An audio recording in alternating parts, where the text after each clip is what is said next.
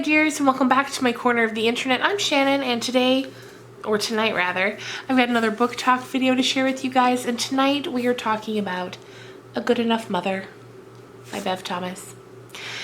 I picked this book up kind of on a whim, as I do with about 50% of the books that I read here on this channel. And I liked the title, I liked the cover, and then once I read the blurb, I was fully intrigued.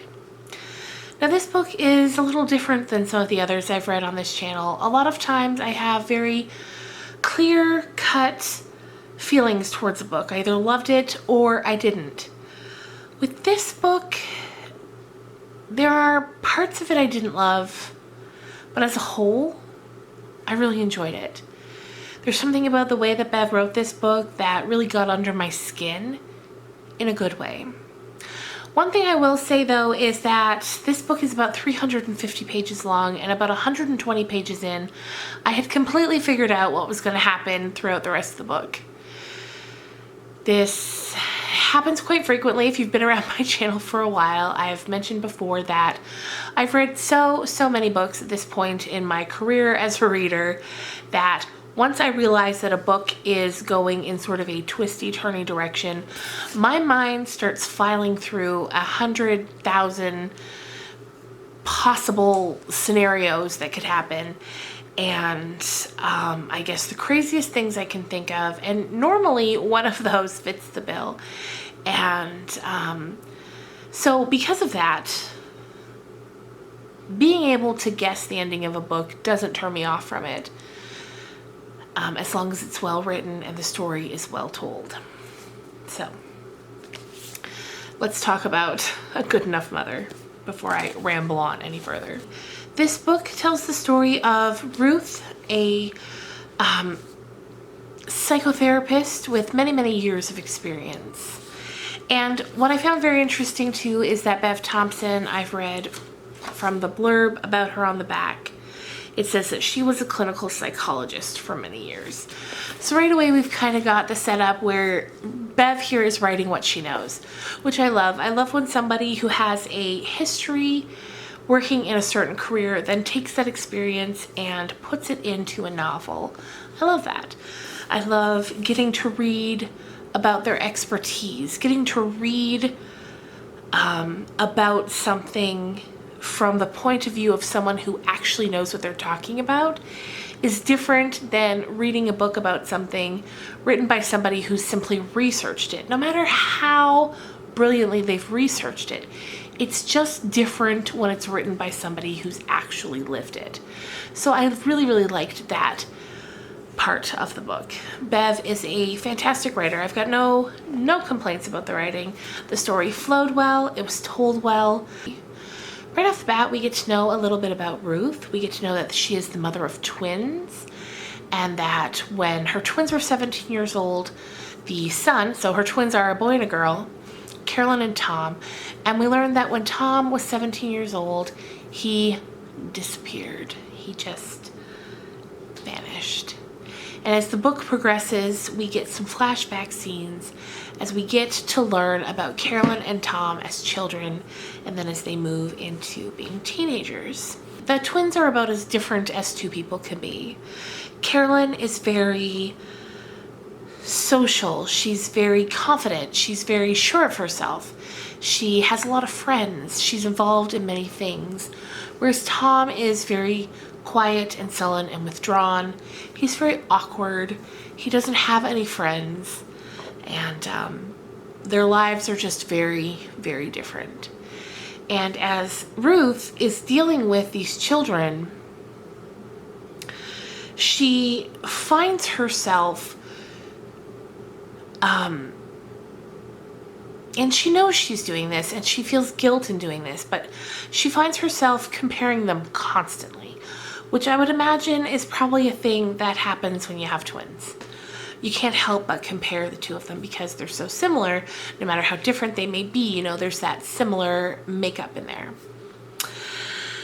So she finds herself kind of using Carolyn as a barometer for what the twins could be, for what they both could be.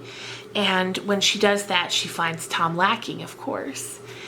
And oftentimes, you know, she mentions finding herself wanting to fix things for him and wanting to step in when situations are awkward and smooth them over for him. Even though, you know, by the time right before Tom disappears, he's 17 years old. You know, he's not a small child anymore. And there's just something so likable about the way that Ruth lays out her flaws for everybody to see. You know, Ruth is a very human character. She's flawed. She knows she's flawed, and she just puts it all out there. And I can appreciate that. I'd like that a lot. Even though that might be some of the parts that I found off-putting. Isn't that funny? But I did. I liked it, and I really appreciated it. So, like I said, Tom disappears, and at the time when the book kind of starts, he's been gone for a year and a half, 2 years. And one day, Ruth has a new patient. His name's Dan. And he walks into the room, and she's taken aback because for a split second, she thinks it's Tom. You know, he looks a lot like Tom. He's kind of got the same mannerisms and a bit of the same personality as Tom. But of course, the more she gets to know him, the closer up she looks to him, she realizes, of course, it's not Tom, it's Dan. But there's something about him, even as time goes on, that reminds her of him. And as a professional, she knows that right away she should refer him to a different doctor because clearly there's a conflict here, and for his benefit, he should be referred to someone new. But she doesn't do that. She doesn't do that. She keeps seeing him, and she keeps trying to help him. And we get the feeling that, you know, deep in her soul, she feels that if she can help this man, this young man, that she is in some way helping Tom. Now, I'm not going to make this review too long because I've already posted a half-an-hour video today, and I don't want to subject you guys to too much content in one weekend. So I'm just going to kind of keep this as quick and simple as I can.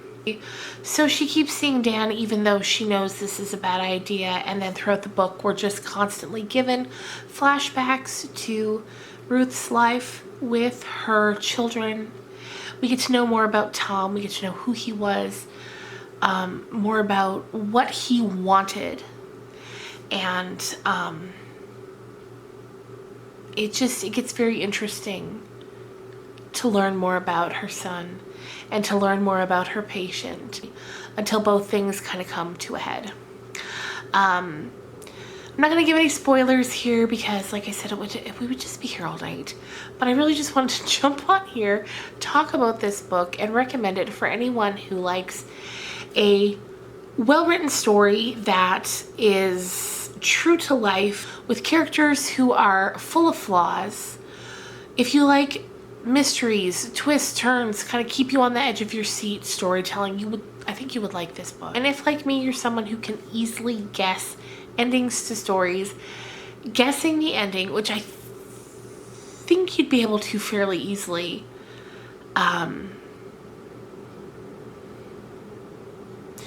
there's still plenty to be taken from this book, in my opinion. And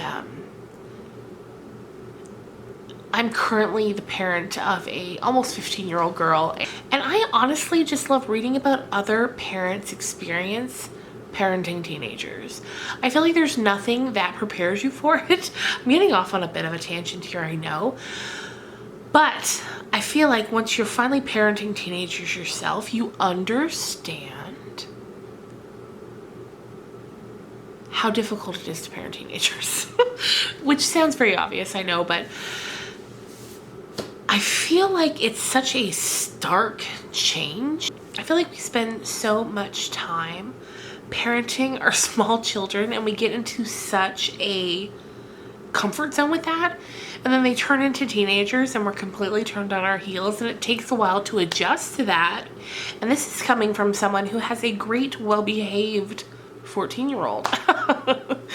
Anyway, I'm completely off on a tangent, I know, but that's one of the things this book really made me do, and that's kind of look inward as a parent and kind of reflect on parenting because of all the things that Ruth goes through with her son and with her daughter. You know, it's about parenting both of the twins.